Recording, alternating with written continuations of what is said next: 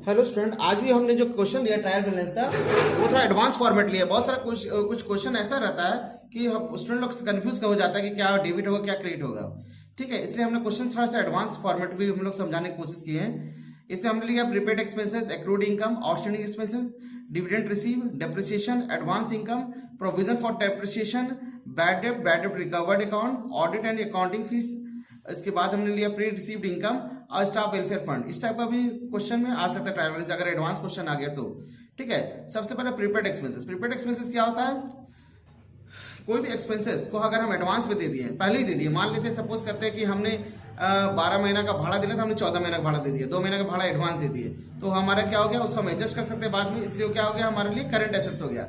अगर किसी को हम ज़्यादा पेमेंट कर दिए हैं, ठीक है ना, मान लेते इंश्योरेंस का पैसा ज़्यादा दिया, रेंट का पैसा ज़्यादा दे दिए, ठीक है ना, तो वो हम लोग इसको बाद में एडजस्ट कर सकते हैं, इसलिए तब तक क्या हो जाएगा, वो करंट एसेट्स कहलाएगा। तो करंट एसेट्स क्या बोले थे? डेबिट का क्या कंसेप्ट था कि कोई भी एसेट्स और कोई भी एक्सपेंस क्या होता है, डेबिट होता है। क्रेडिट में क्या हो गया, कोई भी इनकम प्लस कोई भी लायबिलिटी हमारा क्या हो गया, क्रेडिट हो गया। तो ये प्रीपेड एक्सपेंसेस क्या हो गया, हम एक्सपेंस को क्या किए, पहले दे दिए, ज़्यादा दे दिए। ठीक है, जो मेरा एक्सपेंस एक्चुअली होता है उससे ज़्यादा हम एक्सपेंस दे दिए, तो उसको क्या बोलते हैं, वो करंट एसेट्स हो जाता है। तो करंट एसेट्स का जो भी अमाउंट होगा वो डेबिट तरफ चला जाएगा। एक्रूड इनकम हो गया, किसी का हम काम किया और अभी हमको इनकम नहीं मिला है, किसी कोई कंपनी या फर्म किसी का काम कर देती है और उसको उसके बदले पैसा भी नहीं मिला है, ठीक है ना, तो उसका पैसा या उसको पैसा मिलेगा फ्यूचर में, तो क्या हो गया, वो एक्रूड इनकम। तो ये हमारा क्या हो गया, करंट एसेट्स हो गया। तो ये हमारा हो गया ये हमारा क्या हो गया, इनकम हो गया। तो इनको क्या करते हैं हम लोग, क्रेडिट करते हैं। जो पैसा हमको फ्यूचर में मिलेगा, मतलब काम कर दिया और अभी हमको पैसा नहीं मिला, तो क्या हो गया हमारा, वो इनकम हो गया, तो हमको मिलेगा ही नियर फ्यूचर में, क्या हो गया हमारा, इसलिए इसको क्या बैलेंस करेंगे हम लोग, क्रेडिट बैलेंस करेंगे, क्योंकि हमारा क्या हो गया, इनकम हो गया। आउटस्टैंडिंग एक्सपेंसेस, किसी का खर्चा हम बाकी रख लिया, अभी पेमेंट नहीं किया, मान लेते किसी का सैलरी बनता है 10,000, हम उसको 8,000 ही सैलरी दिए, तो 2,000 तो हमको नियर फ्यूचर में इसको देना पड़ेगा, ये हमारा लायबिलिटी हो गया, इसलिए करंट लायबिलिटी। तो लायबिलिटी क्या बोले थे, क्रिएट करते हैं, तो कोई भी लायबिलिटी क्या करेंगे हम लोग, क्रिएट करेंगे। डिविडेंड रिसीव, मान लेते कहीं पैसा हम इन्वेस्ट किए हैं, चाहे म्यूचुअल फंड में चाहे शेयर वगैरह में, तो उसका हमको डिविडेंड मिलता है, तो डिविडेंड हमारा जो भी मिलता है वो हमारा क्या हो गया, इनकम हो गई, क्योंकि हम डिविडेंड रिसीव कर रहे हैं। तो डिविडेंड रिसीव क्या करते हैं, वो इनकम हो गया, तो इनकम क्या करते हैं, क्रिएट करते हैं। हम क्या बताए थे, इनकम और लायबिलिटी क्या करते हैं, क्रिएट करते हैं, और एक्सपेंस और एसेट्स को क्या करते हैं हम लोग, डेबिट करते हैं। तो ये हमारा क्या हो गया, डिविडेंड रिसीव हमारा क्या हो गया, इनकम हो गया। डेप्रिसिएशन, कोई भी एसेट्स का वैल्यू में कमी होता है, ठीक है, जैसे मान लेते हमारे पास फर्नीचर है, मशीन है, ठीक है, तो उसका वैल्यू क्या होता है, धीरे धीरे कमी होता है, तो कमी जो होता है वो हमारे लिए खर्च है, खर्च को क्या करते हैं हम लोग, डेबिट करते हैं। ठीक है, इसके बाद है हमारा क्या चाहिए, एडवांस इनकम।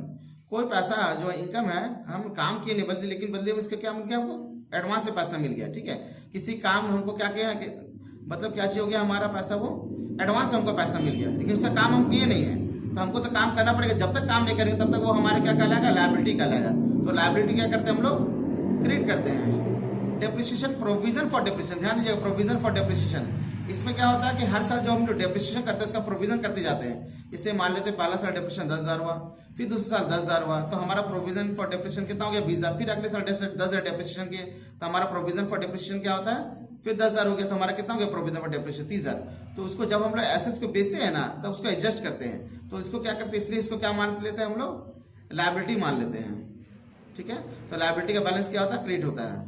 ठीक है, इसके बाद बैड डेट, जो हमारा डेटर, जो बाजार में मेरा पैसा उधारी है जो बाकी है, उसमें से अगर कोई कस्टमर पैसा हमको नहीं दे पाता है, ठीक है, तो क्या बोलते हैं इसको, बैड डेट बोलते हैं। तो डूबा हुआ धन हमारा क्या हो गया, खर्च हो गया, खर्च को डेबिट करते हैं नॉमिनल अकाउंट के थ्रू।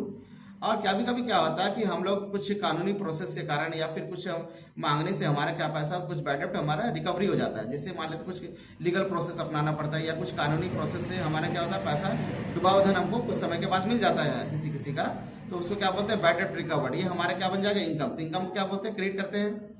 फिर ऑडिट एंड अकाउंटेंसी फीस, जो भी फर्म वगैरह है जिसका ज़्यादा ट्रांजेक्शन वगैरह होता है उसको दुकान का ऑडिट कराना पड़ता है, ऑडिट के साथ साथ अकाउंटिंग वर्क भी होता है, ठीक है ना, तो उसका हम लोग अलग से चार्जेस देना पड़ता है। ठीक है, एक ऑडिट हमारा चार्टर्ड अकाउंटेंट करता है और अकाउंटिंग फीस जो भी हो अकाउंटेंट वगैरह जो भी करता है, ठीक है, तो इसका जो भी चार्जेस होता है ये हमारे लिए खर्च है, खर्च को क्या करते हैं हम लोग, डेबिट करते हैं। बुक्स ऑफ अकाउंट्स का जो भी हमारा डॉक्यूमेंट वगैरह का जांच होता है उसका ऑडिट है और उसका अकाउंटिंग वर्क करना पड़ता है, उसका जो भी खर्च होता है उसको क्या करते हैं, डेबिट करते हैं। ठीक है, क्योंकि ये फर्म के लिए क्या हो गया, खर्च हो गया।